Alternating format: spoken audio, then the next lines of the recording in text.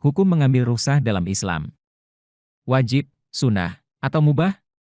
Rukhsah merupakan kondisi yang keluar dari hukum asal disebabkan adanya udzur. Mengambil rukhsah memiliki hukum yang berbeda-beda tergantung dari keadaan dan latar belakangnya. Rukhsah ada yang hukumnya wajib, sunnah, dan mubah dalam arti boleh memilih antara mengambil rukhsah atau meninggalkannya. Apa saja contoh rukhsah yang wajib, sunnah, dan mubah? Yuk simak video dan penjelasannya di sini. Tingkatan mengambil rukhsah.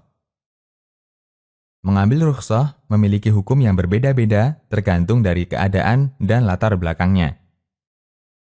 Ada yang hukumnya wajib, sunnah, atau mubah, dalam arti boleh memilih antara mengambil rukhsah atau meninggalkannya. Berikut rincian yang kami sarikan dari kitab Taisir Usul Fiqh karya Syekh Abdullah bin Yusuf Al-Judai. 1. Boleh memilih antara mengambil rukhsah atau tetap konsisten dengan azimah. Misal, tidak puasa bagi musafir ketika kondisi puasanya tidak mengganggu safarnya. Sehingga keadaannya sama antara tetap puasa dengan meninggalkan puasa. Maka musafir boleh memilih antara melanjutkan puasa atau tidak berpuasa.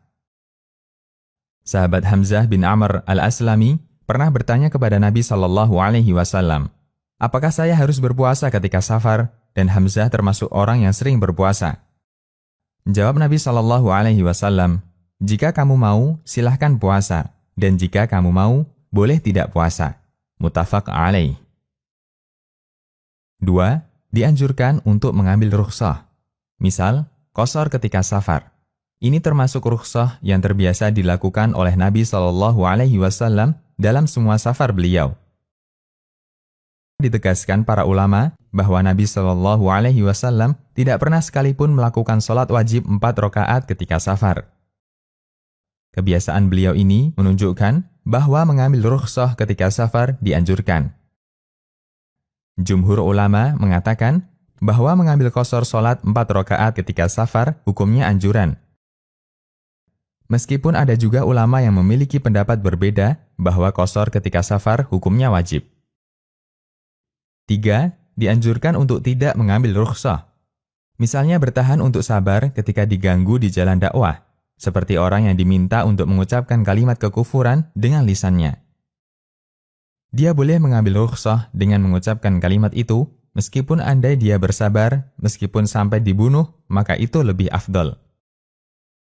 Allah Subhanahu wa Ta'ala berfirman, yang artinya, barang siapa yang kafir kepada Allah sesudah dia beriman, dia mendapat kemurkaan Allah, kecuali orang yang dipaksa kafir, padahal hatinya tetap tenang dalam beriman. Dia tidak berdosa. Akan tetapi, orang yang melapangkan dadanya untuk kekafiran, maka kemurkaan Allah menimpanya, dan baginya azab yang besar.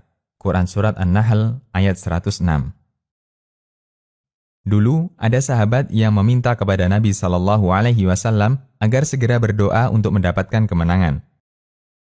Kemudian beliau bersabda, yang artinya, dahulu pada umat sebelum kalian, ada seseorang yang ditanam di tanah, lalu digergaji kepalanya hingga terbelah menjadi 2 bagian.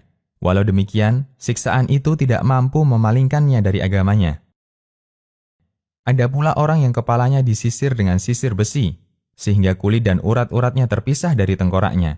Walau demikian, siksaan itu tidak mampu memalingkannya dari agamanya. Sungguh demi Allah, ia pastilah menyempurnakan agama ini, hingga akan ada orang yang seorang diri berpergian dari kota Son'a hingga Hadramaut tanpa ada yang ia takuti selain Allah dan selain serigala yang mengancam domba-dombanya. Namun sayang sekali, kalian adalah orang-orang yang tergesa-gesa. Hadis riwayat Bukhari. Perjuangan orang soleh di masa silam dalam mempertahankan agamanya hingga mereka harus menjalani siksaan yang mengancam nyawanya. Dan mereka tidak mengambil rukhsah dengan mengucapkan kalimat kekufuran yang mereka ajukan. 4. Wajib mengambil rukhsah. Seperti makan bangkai bagi orang yang dalam keadaan terpaksa.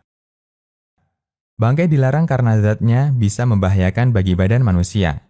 Ketika bangkai bisa menjadi sebab untuk mempertahankan hidup, bangkai dibolehkan.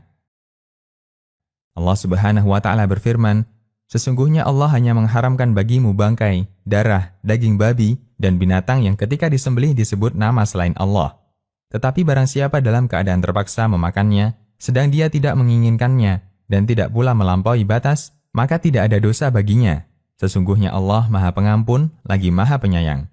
Quran Surat Al-Baqarah ayat 173. Sementara madharat makan bangkai lebih ringan dibandingkan madharat kematian, sehingga dihindari madharat yang lebih berat dengan memilih madharat yang lebih ringan. Allah Subhanahu wa Ta'ala berfirman, yang artinya, janganlah kalian membunuh diri kalian, sesungguhnya Allah Maha Penyayang kepada kalian. Quran Surat An-Nisa ayat 29. Demikian, Allahu A'lam.